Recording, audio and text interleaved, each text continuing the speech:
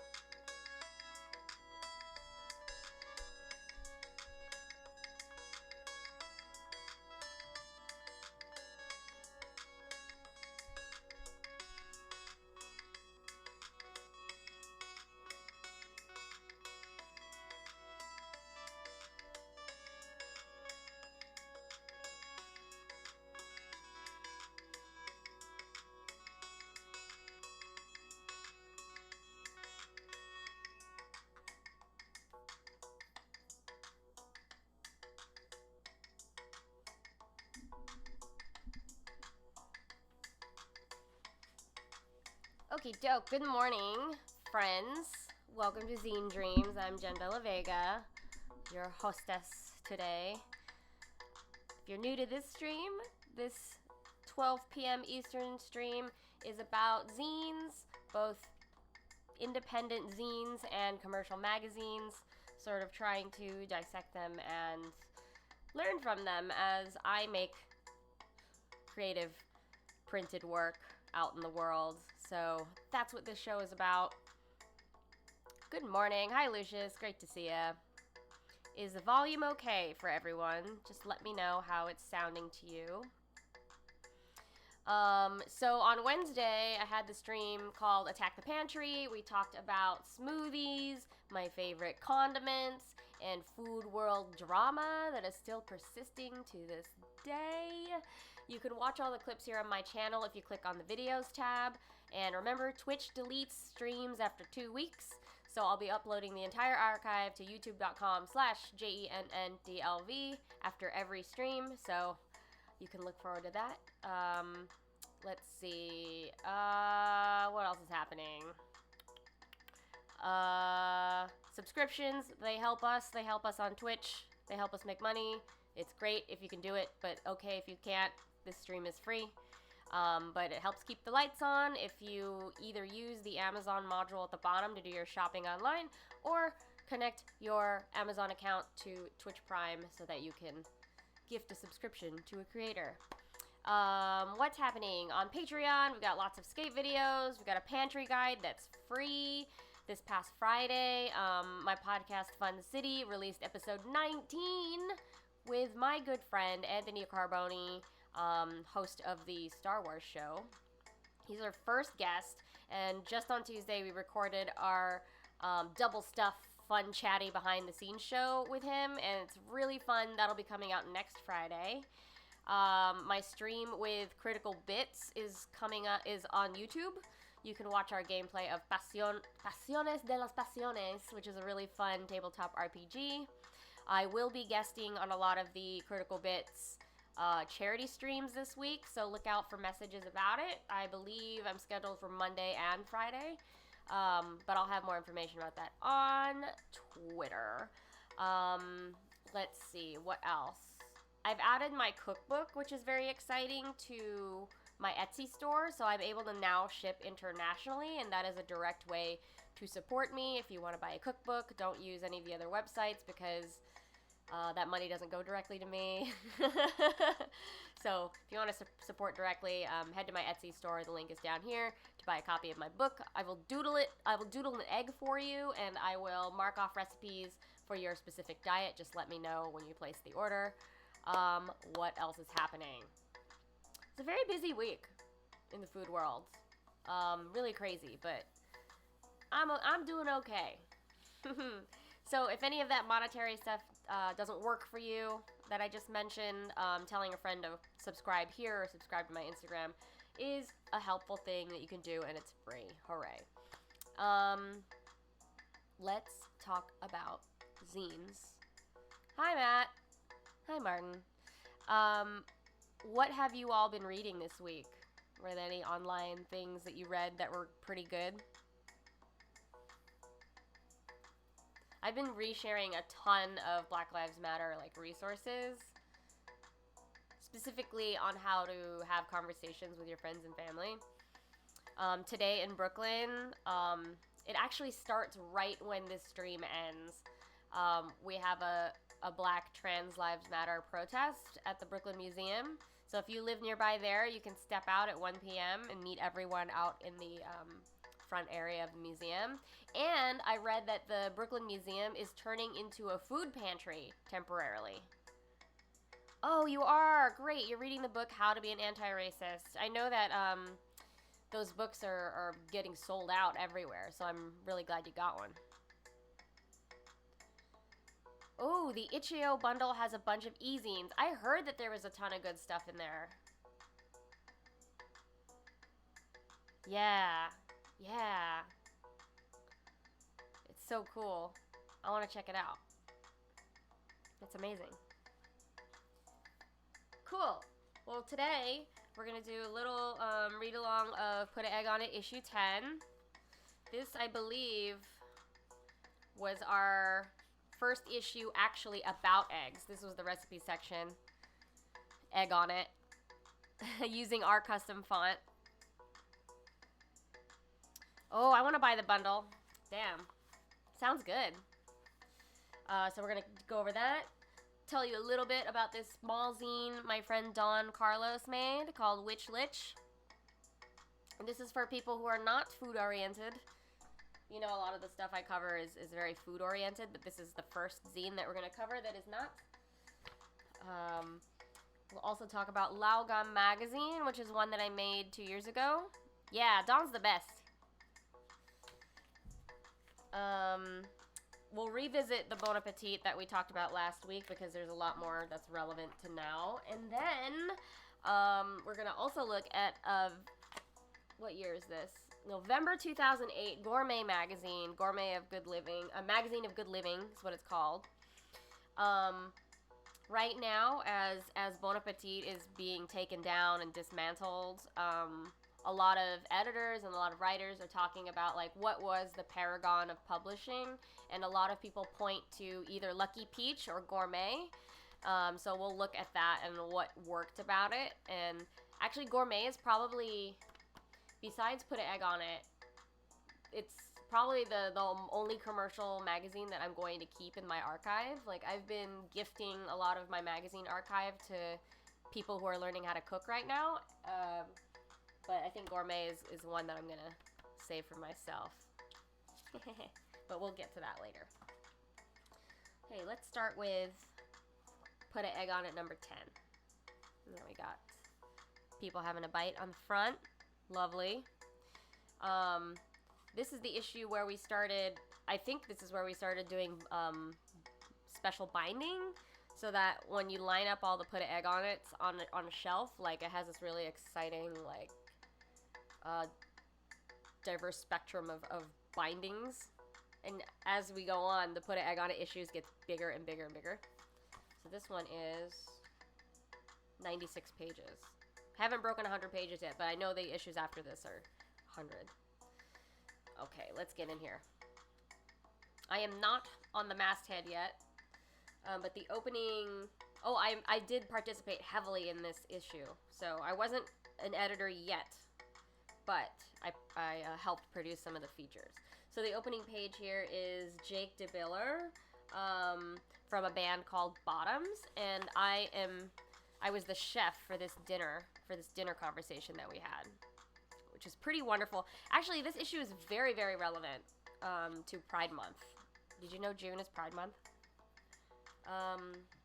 Okay, we've got a food tip here. It's called Chill Out Chicken. For a roasted chicken with crispy skin, let the whole bird sit uncovered in the fridge for 24 hours before cooking.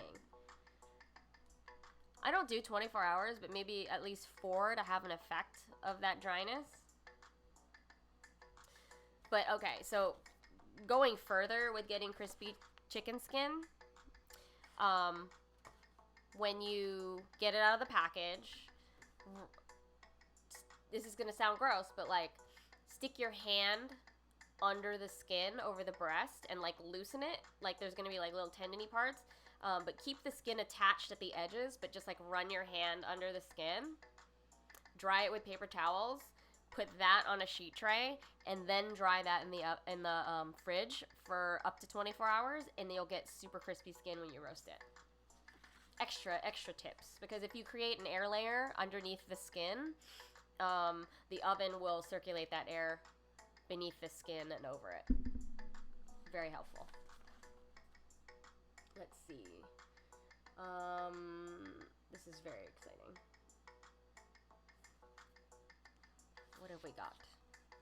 We got try this. Oh, this is something that I learned from this zine and do to this day. Try this. Soy sauce marinated egg yolk paired with white rice has become our new favorite breakfast.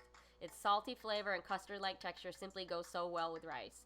The best part is that it's easy to make, no cooking skills required. For ingredients, all you need are fresh eggs and your favorite soy sauce. Just separate the egg yolks and the egg whites. Then marinate the egg yolks in soy sauce. Leave them in the fridge overnight for runny ones. For firmer ones, wait a day or two, and now your egg fest is ready. I actually do this. Yeah, egg yolks in soy sauce. Doesn't that sound nice? It's like fudgy in texture, which is great over hot rice. We have an excerpt from the author Catherine Mansfield. In a German pension. Bread soup was placed upon the table. Ah, said Herr Rat, leaning upon the table as he peered into the tureen. This is what I need. My Mädchen has not been in order for several days. Bread soup and just the right consistency. I'm a good cook myself. He turned to me.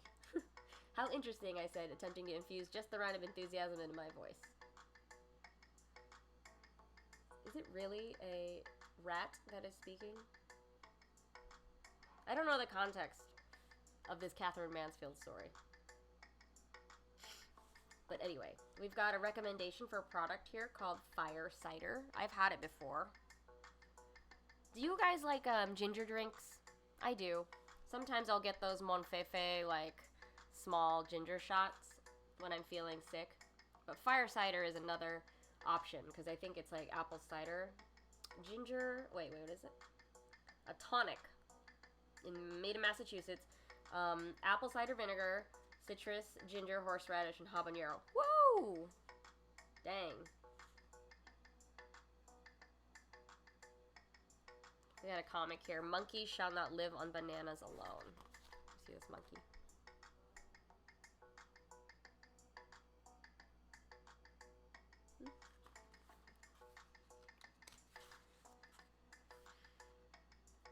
Okay, we have a feature here on an art collective called I'm a Combo, K-O-M-B-O. The I'm a Combo's founders, Bo Lindegard and Lasse Askov, met in culinary school and joined forces to explore the act of mealing. Under a combo, Lindegard and Askov produce events, dinners, and collaborations with brands and artists, like designing a shoe with a beer company and making stencils with Hellman's Mayo. They also run a beautiful storefront coffee shop full of independent magazines called The Nibble Shop.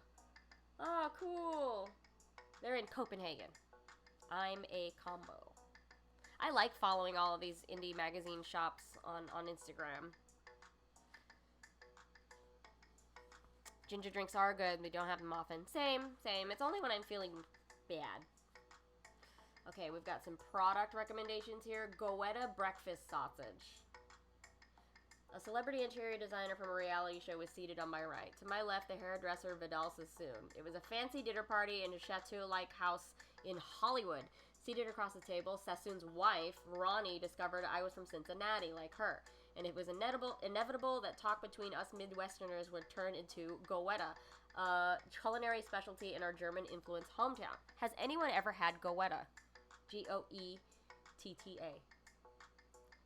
It's a fried breakfast gut bomb, oh boy, made of ground pork, beef, spices, and pin oats. Its name is from the German word for grits, or groats. Oh, that's where the groats comes from. Interesting. Family recipes vary of course, but all over the city, once called Porkopolis, whoa, because of the many meatpacking plants, Goetta is a hangover cure, a family tradition, and one of the reasons the residents of Queen City, another nickname, are so queen-sized. Oh boy. Yes, that's what it looks like. It kind of reminds me of Scrapple. We also have a feature here on Wright's Pink Popcorn. When I was little, nothing excited me more than to go to Playland at the beach, Ocean Beach, that is in San Francisco. I loved everything about that place except maybe the Ferris wheel. I would buy Wright's Pink Popcorn Bar, a brick-like rectangle, very pink, pretty sticky, and slightly stale popcorn. I never managed to eat a whole one because of a good part of it would end up in my hair no matter what ride I went on. Once a piece got stuck to my butt, and I walked around that way until my brother helpfully and rather loudly pointed it out. Wow. This snack is... Has anyone ever had the pink popcorn bar? Oh, you grew up in Philly, so you've had Scrapple. Yeah, I can turn the mic volume up a little bit. Just let me know if I start clipping. Is that better?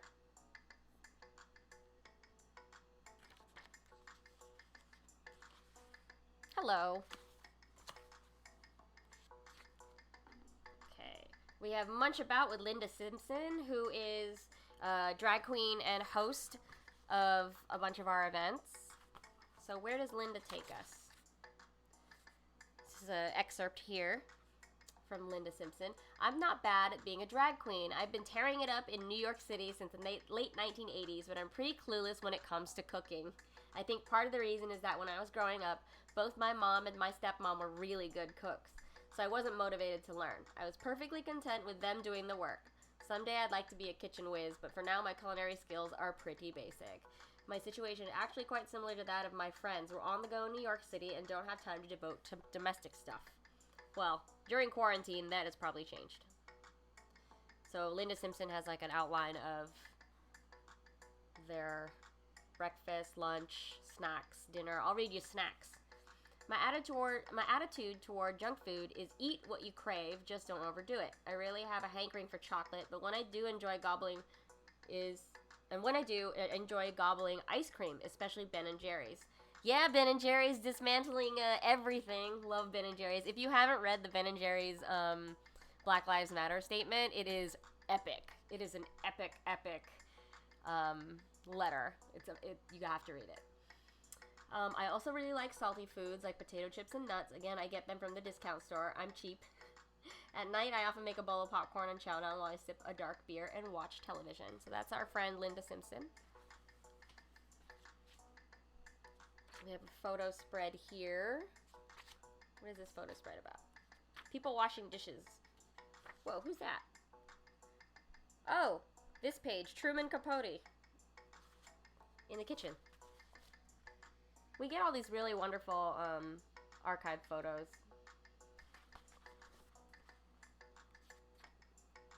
We have an essay here from Katie Kraus, Degustation.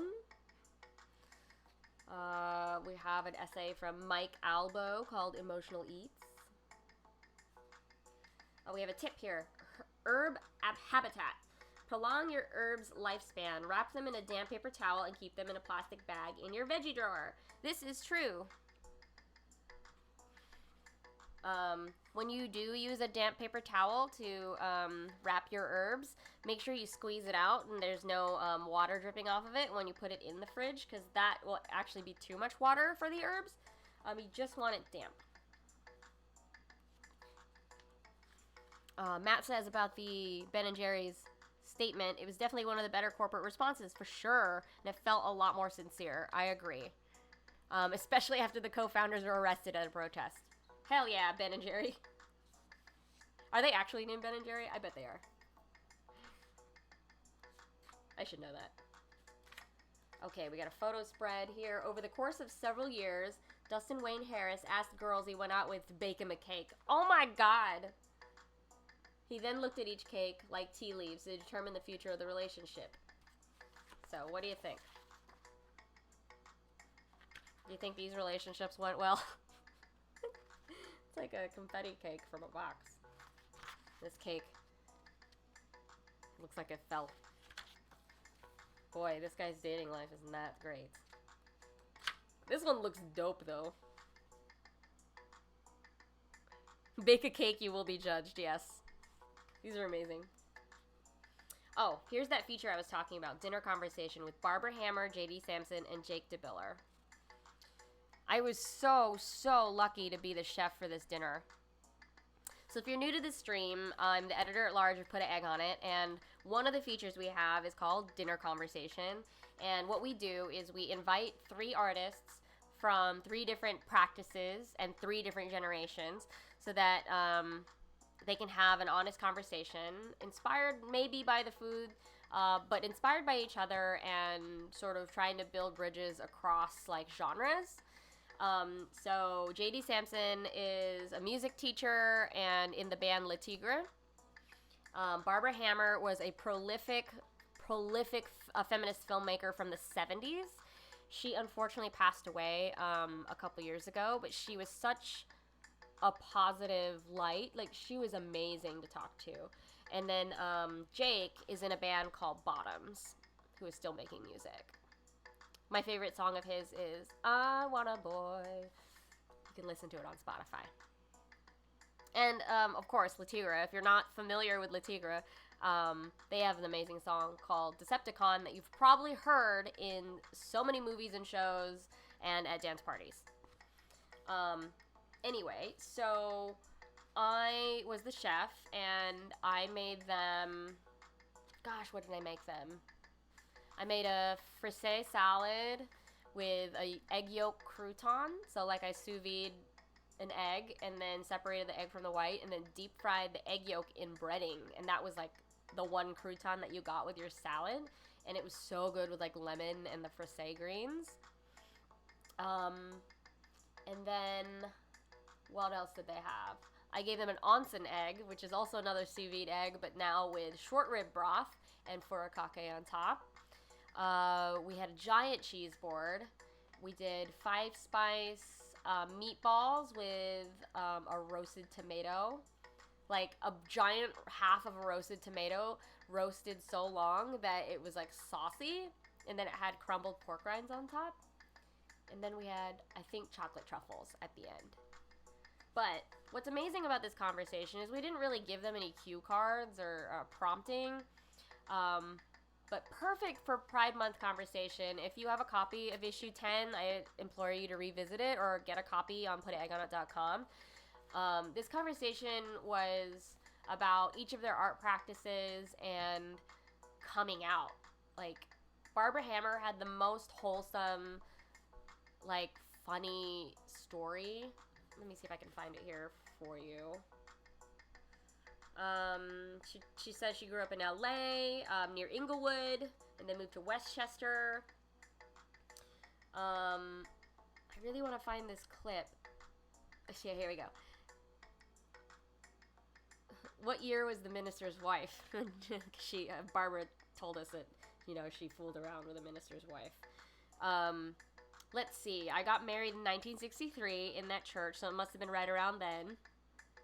I left with a Volkswagen and 8-track tape recorder. We built a house in the woods, and I left it to him. This is talking about divorce, because I had won my freedom.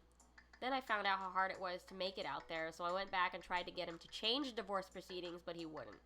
I found my wedding picture with knives in it in the living room, like it had been used for target practice. And he had guns, so I didn't want to be there when he was there.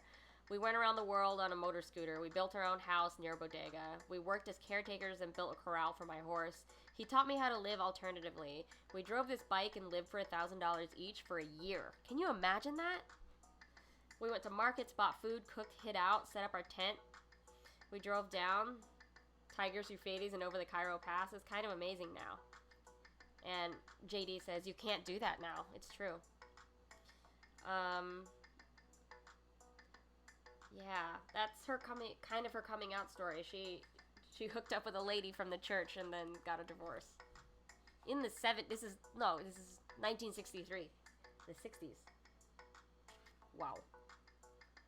Let's see if I can find any more clips about this, because it was... Well, you'd have to read the whole piece, but it's quite a wonderful conversation that we had. And yeah, if you haven't seen any of Barbara Hammer's work, I think you should check it out. She's pretty famous. So we have a fiction piece called Containers. I'll read you a beginning paragraph here. Everyone wanted to go to pâtés and traditions like usual. It was de facto becoming the only place we hung out. It's et, not and I was always being told, like currently by Jim at the L train's exit. Nah, I said, I was getting a pâté goût. Then it was only Pilates, Pilates, Pilates for days. At night, I breathed the reformer. In the morning, I breathed Ujjayi style like Darth Vader. But that stubborn water wing nestled around my belly wouldn't deflate. Suit yourself, said Jim. It's Monday. I wouldn't miss the carrot pâté. My silence said I would. Okay. We don't have a lot of fiction and put an egg on it. I'm glad that we had a little bit here. We have a feature here from Alicia Forneray called Scales. It's about scaling fish. We have another essay by Panicha Isombun, First Breakfast. Oh, here, we got a food tip.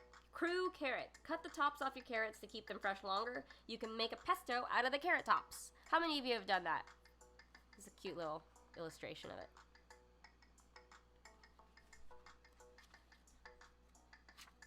Let's see.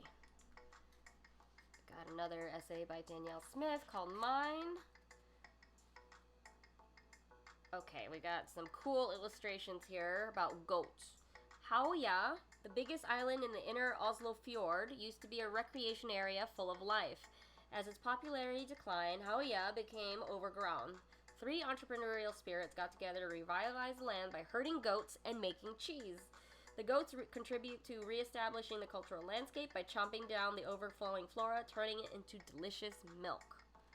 So there's illustrations here I'll show you of Lisa Brunberg, a dairy technologist, Helge Haugen, a goat farmer, and Yingistrom Tingstad, a cheesemonger. Look at that beautiful goat.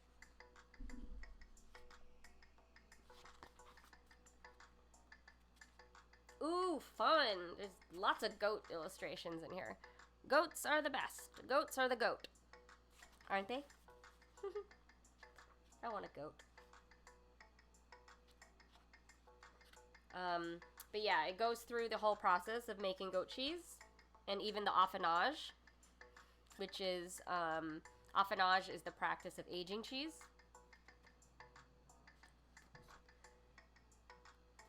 Okay, we got another tip here called loose leaf. Untie all your bunches of herbs and greens to allow them to breathe. Yes, and get them out of plastic bags, if you can. Okay, let's get to, we've got as usual, we have like a dinner party spread in here. Let's see if there's a description. Amanda Zugmore, Gabe Felix, Caleb Soria hosted a boisterous dinner at their house in New Orleans. They enjoyed pork stew, roasted root vegetables, and creamy polenta. Sounds good. Y'all, if you had a dinner party like next week, what would you serve? For me, I would fill my entire table with cheese and like charcuterie. I think that's what I would do. I can't wait to cook for people again in my home. Okay, we've got the recipe section. The theme is egg on it, which is always so fun. We have a chili relleno recipe from Carter Wilson. I have a recipe in here for poached eggs. It's really risky, but it's basically poaching eggs and then pickling them so that you have like a soft, pickled egg out of the shell. Yeah, poached eggs. You would make a dip in your blender. Yeah, put that blender to use. Let's see. We got Matt Timms has a recipe for My Morning Megas, which is his version of migas with Brussels sprouts. We have Egg Foo Young from Andrea Nguyen, who's a great, great author. We got a food tip here called piquancy. Piquancy. Excuse me. Brine that pork chop. Combine 2 tablespoons salt, 1 tablespoon brown sugar, 3 cloves garlic, 1 bay leaf, and 2 teaspoons peppercorn in 4 cups water with 2 thick pork chops and allow to cure for 48 hours. So just like you have a whole chicken you can brine pork chops. Did you know that? We have a recipe from Chris Scott for bokkeumbap, which is a Korean style egg situation. We have deviled eggs from Julia Sherman, the author of Salad for President. Belinda Tracy has mini herb frittatas with smoked trout. We got a salt baked fish from Jenn. Young leeks with soft eggs. Ooh, from Simon. Yes. And then Matt Timms has something for zombie eyeballs. Silly. Caesar salad with egg in a frame. Egg in a frame, that's another name for egg in a, what's it called? Egg in a hole, toad in the hole, one-eyed Susan, pirate's eye. Sunny side up with bitters and grapefruit juice. Oh, wait, this is a cocktail, excuse me, from Tommy Werner. Gin, grapefruit juice, tangelo, lemon, fennel syrup, egg white, and bitters. Ooh, that sounds good. And for dessert, we've got from Yulia Peruzzi, lemon basil macaron. Yum. Oh, I did so many contributions in this issue. We always do like a photo shoot, like as a fake ad in the magazine. And this time we were lampooning Cherry Bomb. Not Cherry Bomb. What's it called? They have a space in Williamsburg. Kinfolk. So this is our parody of Kinfolk magazine. I styled the nachos. And this model, I don't know if you know, what band is she in? Erica Spring. She has her own solo band right now, but she was also in Au Revoir Simone, if you know that band. She's a very lovely person and actually does not eat cheese, so it was really hard to get her to eat the nachos. The things we deal with on set. And then we end here with an interview with Marcus Samuelson, who has a restaurant in Harlem. Yes.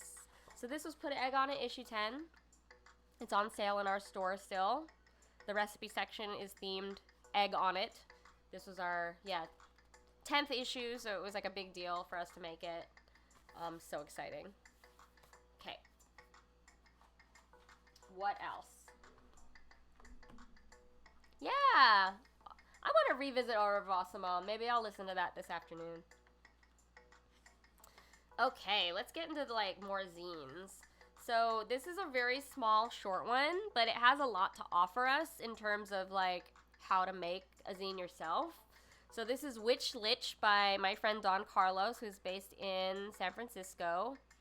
And Don is, here you can see all of Don's information here on Twitter. You can follow.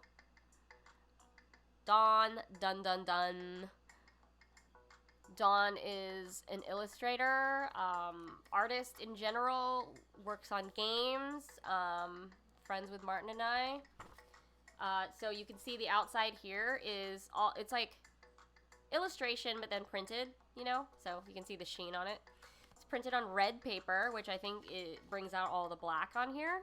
And it's definitely more cost effective than instead of printing color to get just a colored paper for your stuff to stick out.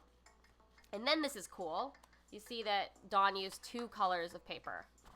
So the red and the blue give off a 3D connotation without it actually being 3D. So it's illusion of pop, the contrast when you see red and then all of a sudden you see blue. It's pretty dope. So this is just a mini portfolio sketches of Dawn's art style, which is really, really cool. So, my favorite character of Dawn's so far is this mushroom head guy that appears in a lot of her sketchbooks. Yes. There's no words, except, you know, on the back cover for credit, but what a fun exploration. Here.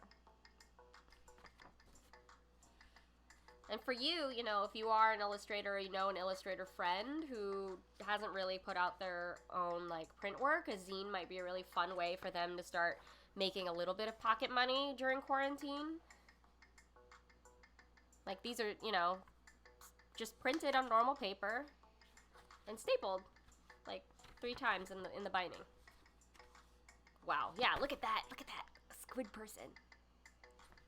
Oh, these are very inspiring for if you play tabletop RPGs. It's really, really cool. As far as I know, I don't think Dawn does commissions. I don't think. We could ask. Yeah, look at this. This is so sick. Isn't that great? Can you imagine making up a story for every single one of these people? My favorite is Mushroom Guy. Alright, so this is made, Lich was made by my friend Don Carlos. You can follow along at doncarlosart.com or DAWNDUN 3 times Don, dun dun dun, on Twitter. So you can read that again here. And it's not very many pages. See, look, 1, 2, 3, 4, 5. Wait, no, I'm counting wrong. 1, 2, 3, 4, 5, 6, 7, 8, 9. It's like only like 10 pages. You can make small zines and put them on Gumroad or Etsy. Those are great vendors for independent artists. So, Lich. Great idea.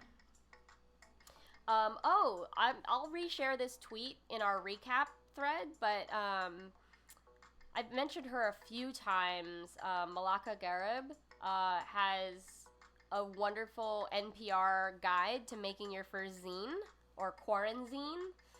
She got her 89-year-old grandfather to make one, so anyone can make a zine. I'd be curious to see what each of you would, you know, put in one if you were to make one. Okay, another self-plug. This zine is sold out, but it is Gourmet Magazine. I worked on this one with my friend Kate Ray. I went to my friend Kate's house for a dinner party, and as I was leaving, she and her husband Anthony were like, have you had this Gourmet stuff? And I was putting it on all the dishes that we were eating that night. I was like, ooh, this is so good. This is so good. And she was like, take a jar. Like, she bought a case and they were like, just take a jar home. And I was like, are you sure? And after that, I was like creating so many dishes and like became an evangelist for Gourmet. Chili crisp. So this brand you can find in a lot of Asian grocery stores. They have like black bean sauce, they have like fermented tofu, they have all sorts of condiments, but our favorite is the chili crisp, which has like deep fried like black beans and lots of like umami.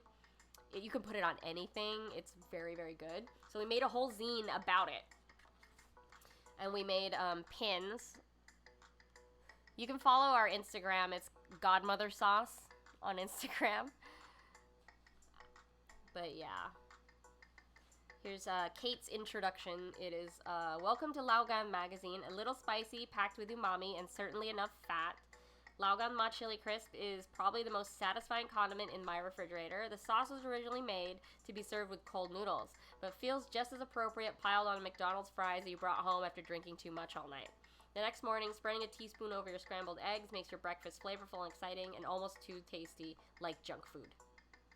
In China, everybody already knows, Gourmet is the largest chili sauce manufacturer in China, producing 1.3 million bottles of the sauce daily. Among Chinese people, Gourmet is known as the patron saint of students, bachelors, and immigrants. 1 spoonful or 5, we're not judging, turns subpar takeout or amateurish cooking into something that tastes like home. We made this zine to celebrate the sauce, how weird and versatile it can be in recipes as diverse as esquites or peanut butter cookies. What's going on with the components that make it so tasty, like dochi and MSG?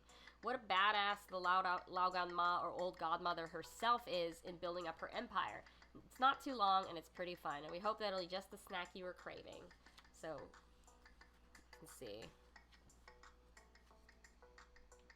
Oh, cool. You've heard of this before. Brian David Gilbert put out a video a while ago about using the chili crisps on popcorn. Whoa, that sounds great. We have a painting here by my friend K-Pan of a cat sniffing the jar. This cat is named Laika.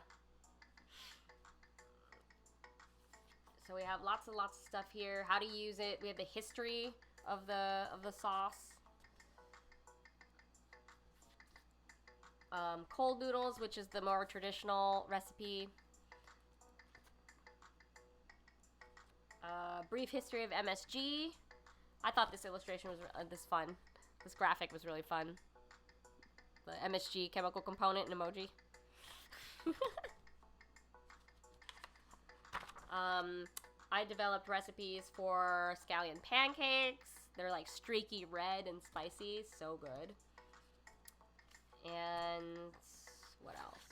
Peanut butter thumbprint cookies. Instead of like putting a chocolate kiss in the middle of peanut butter cookies, we did a pool of chili sauce. Deviled tea eggs. This is a specialty of Kate's. She served these at her wedding. Delicious. I made crispy treats. And then esquites madrina. So madrina is godmother in Spanish. So esquites are corn. Like elote is still on the cob. Esquites is when you cut the corn off the cob and mix it with like crema and mayo and the chili crisp. Oh, and then, this is really fun, we have a pull-out page that you can rip out to make your own saint candle. If you get one of those glass, like, candles that are tall, you could just tape this to the outside, and we have a template for you. And oil spill on the back. I think Laogan Magazine, our second run, is sold out, but you can sign up for the waiting list at lgm.kateray.net. Or follow us on Instagram, Godmother Sauce. Laogan Magazine. It's a good one. Love it. Okay, we're gonna briefly revisit this. I know we talked about it in depth. The Bon Appetit from, what was it? December 2012. So I spoke about, like, Adam Rappaport and his, like, editorial decisions and Alison Roman before all of them got canceled. But it's just crazy to look at this again and be like, these are the editorial decisions he made in 2012, and, like, what was he thinking? Like, especially this outer sleeve of this Microsoft ad, you can tell that their priority wasn't to the food content, it was to make money and have advertisements, you know? So this rip-off page that's just, like, horribly covers up the beautiful cookies. And you can see, like, the ego. He has his icon here on the surface.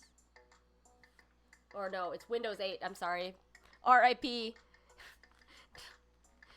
Drop an F in the chat for Windows 8. Windows 8. But anyway, I have a whole column about this if you haven't read about it yet on Patreon. It's for free. Wow. Long live Windows 8. Funny. Okay, now we're going to get into Gourmet Magazine. This was edited by Ruth Reichel, who was a New York Times restaurant reviewer, longtime writer and editor. This issue is great because it's about Thanksgiving. And I love what she says in the letter to the editor about it. She says, Thanksgiving is never far from a food editor's mind.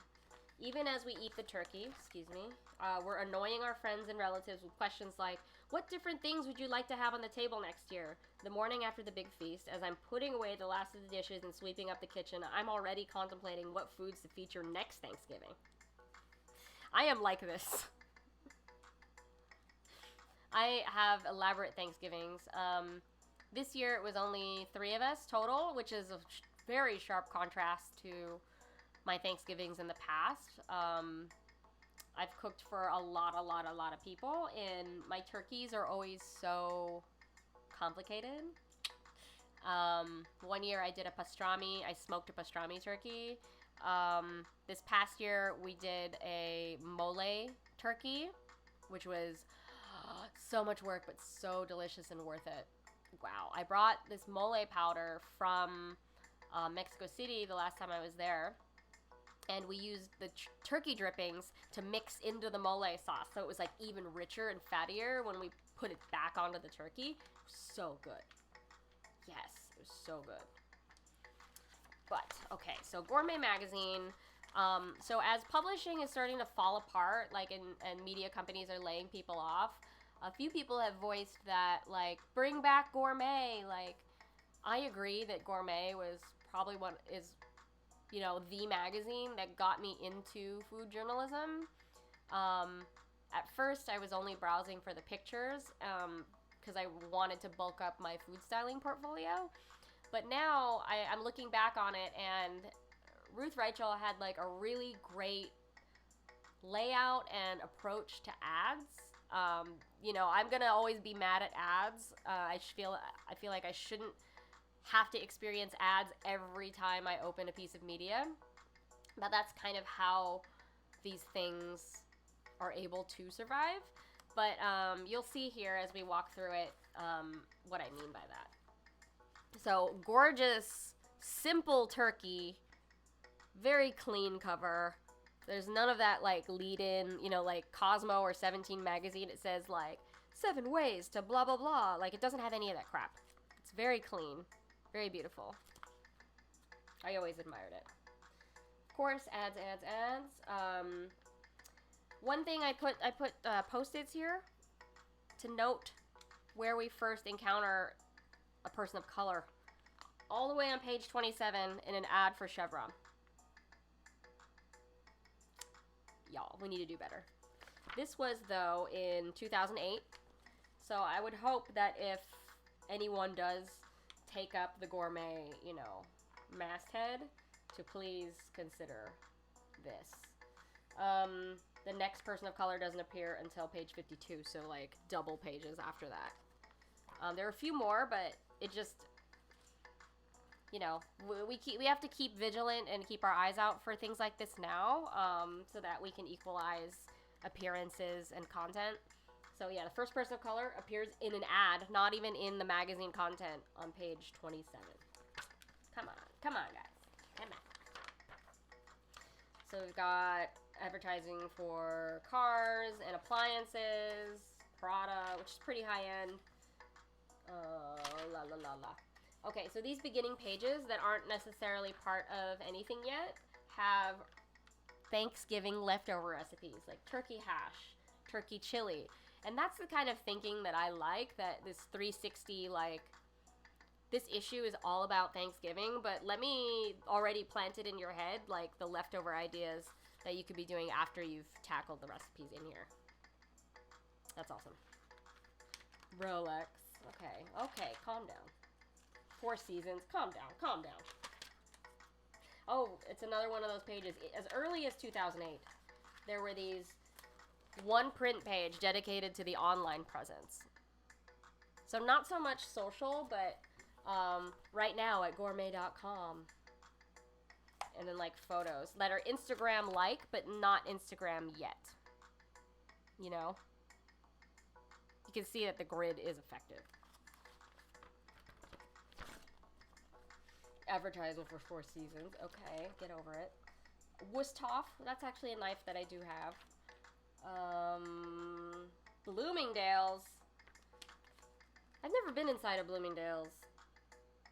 I was like, why is Bloomingdale's advertising in this? Oh, because they sell knives. I didn't know that.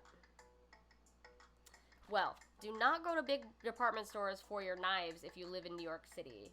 Instead, go to, what is it called? There's a knife shop in the financial district. I wanna pull it up for you. It's pretty cool. Knives. Korin.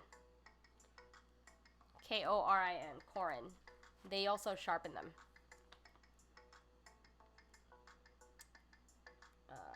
Let's see. Where's the actual content? We're so many ads.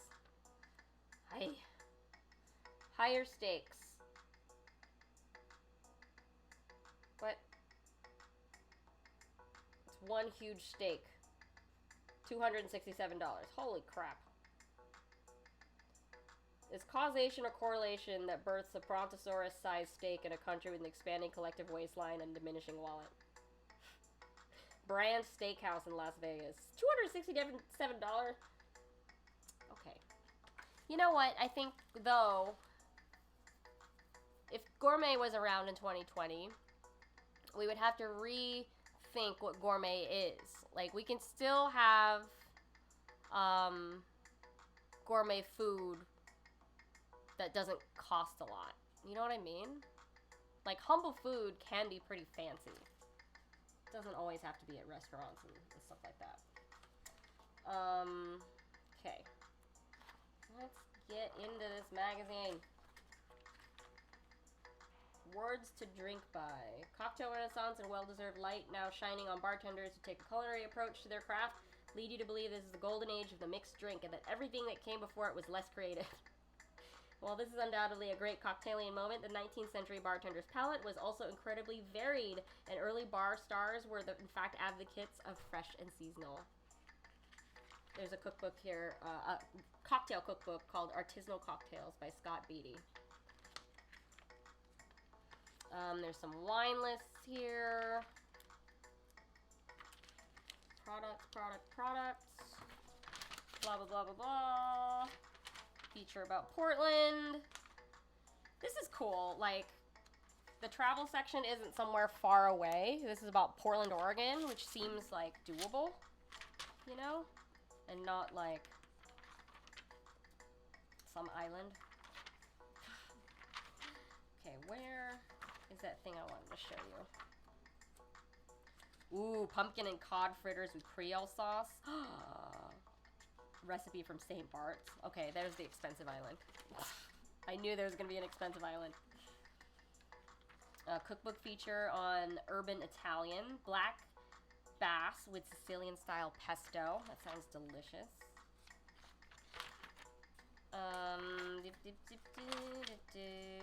Cheese of popes and kings.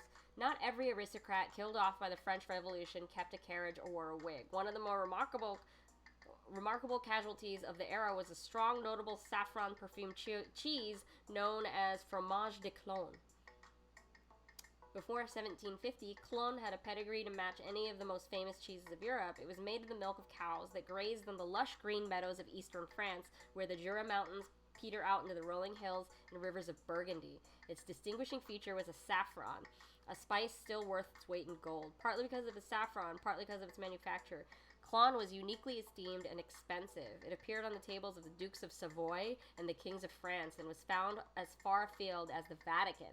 Records of this most excellent cheese go back to the 13th century. Wow. Never heard of this cheese. It looks like matzah. See that? Cool. Maybe I should get a brie and cover it in saffron and we can see what that tastes like. Yum. There's a gift guide in here that I'm going to skip. There's always this, like,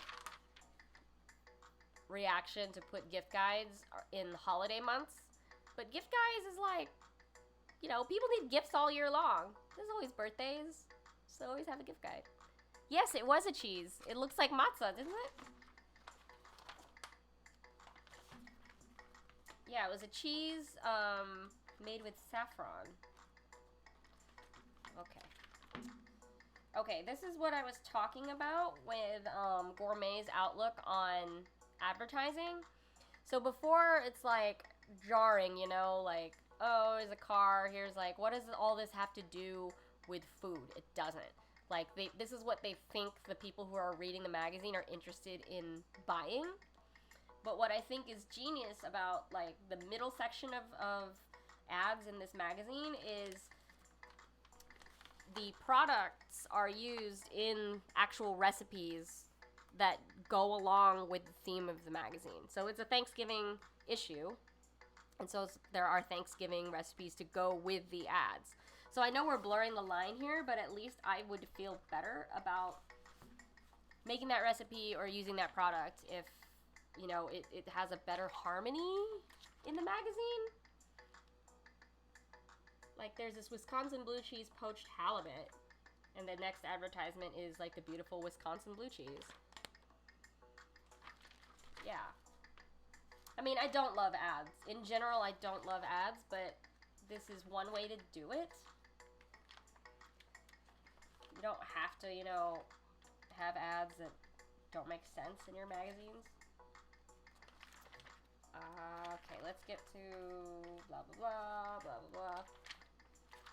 Hello. Okay, there's a section of quick recipes in here.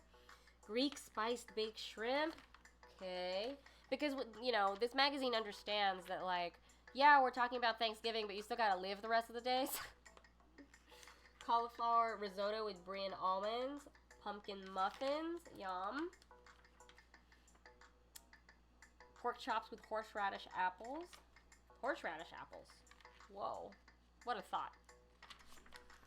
Nutty brown rice. Gorgonzola chicken breast. There's a lot of blue cheese in this magazine right now. I'm not afraid of blue cheese. I just have very specific ways I like to eat it. Sausage and mushroom penne gratin. Ugh, yes. Just reading the titles helps me think about, like, what I want to eat. Got a fancy dinner spread here. What is this? Oh, yeah. What's cool about Gourmet is they don't just throw the recipes at you and, like, show you fancy, unattainable pictures. They have this game plan. I think that more food publications should have a game plan for menus, you know? So here, it says, this is for Thanksgiving. 3 days ahead, make the turkey stock. 2 days ahead, make the sauterne gelée. 1 day ahead, like, put truffle butter under the turkey skin. Yeah, horseradish and apples. I know you have your wasabi and you like your horseradish. I am fascinated. I would like to try that. And then they have even to the hour, Thanksgiving Day, 4 hours ahead, 3 hours ahead, 2 hours ahead, while the turkey roasts. It's good to put a to-do list like that together when you're undertaking a large holiday. I do. I have a spreadsheet. I actually have a template on my website. If you go to www.randwich.is, you could, or just Google Randwiches. I have a Thanksgiving guide that you can get on Google Docs and manage. It also applies to any dinner party. Smoked sable tartare with beets and watercress. Sounds so good. Boy, I should just have a Thanksgiving that isn't on Thanksgiving. I just love Thanksgiving. I don't know. I love Thanksgiving. We also have a dinner feature of, like, a Latinx Thanksgiving. That's my wording, not theirs. Chipotle meatballs, plantain chips, clementine jicama salad, mango pomegranate guacamole. Thanksgiving 2, Electric Boogaloo. That's right, Matt. Look at this turkey. Damn. Damn. That is some food styling. Boom.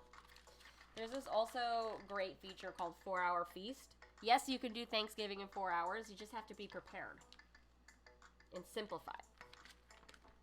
Oh, look at that beautiful turkey spread. I am so hungry looking at this, even though I already ate. Gourmet Magazine, I miss you. That's why I'm going to keep this issue. Okay, we got a good tip here. Why cook with alcohol? This month we use wines and spirits in everything from calf's liver to frangipane. Each type of alcohol contributes its own complex balance of acidity, sweetness, and savoriness to a dish, and it lends aroma as well. Sometimes alcohol molecules combine with other volatile molecules in food, giving even more resonance to the flavor. If you're poaching fruit in wine, adding cups of sugar in the process, don't splurge on an expensive bottle. But if you're using alcohol in a sauce where its qualities are heightened, buy the best you can afford. So a good rule that I've heard about cooking with alcohol is if you like to drink it, then you can cook with it. Because why would you use a cheap wine that you don't like to drink in food that you want to eat? You know? So, a good rule is if you're going to cook with alcohol, make sure it's something you like so you know it's going to go together.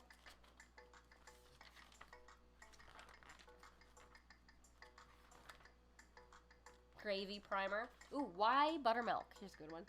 Both liquid cultured buttermilk and powdered buttermilk will act as a tenderizer in the muffin recipe. Okay.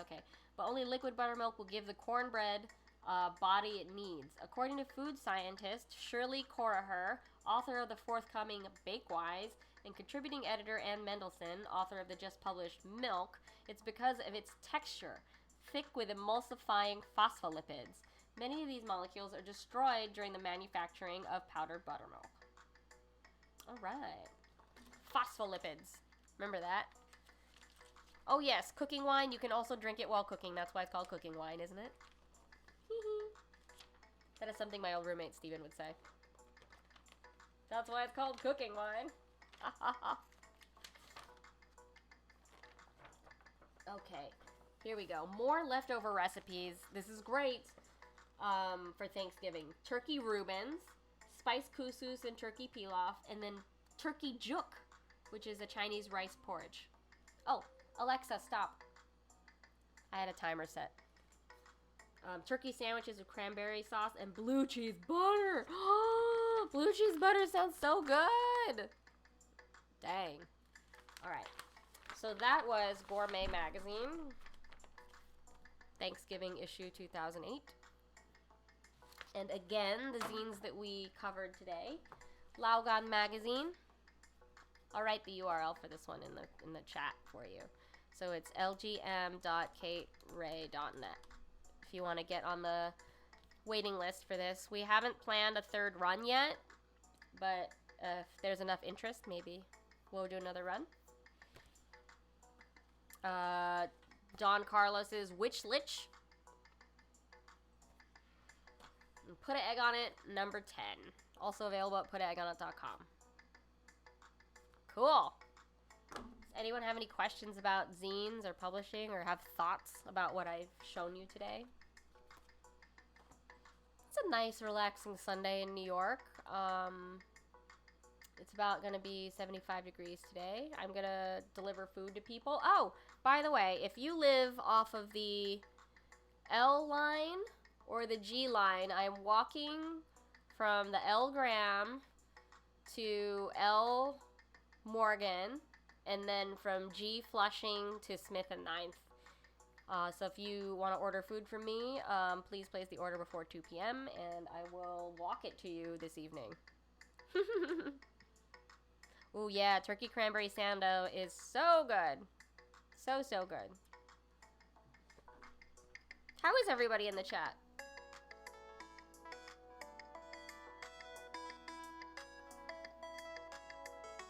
I'm using figure to make these sounds.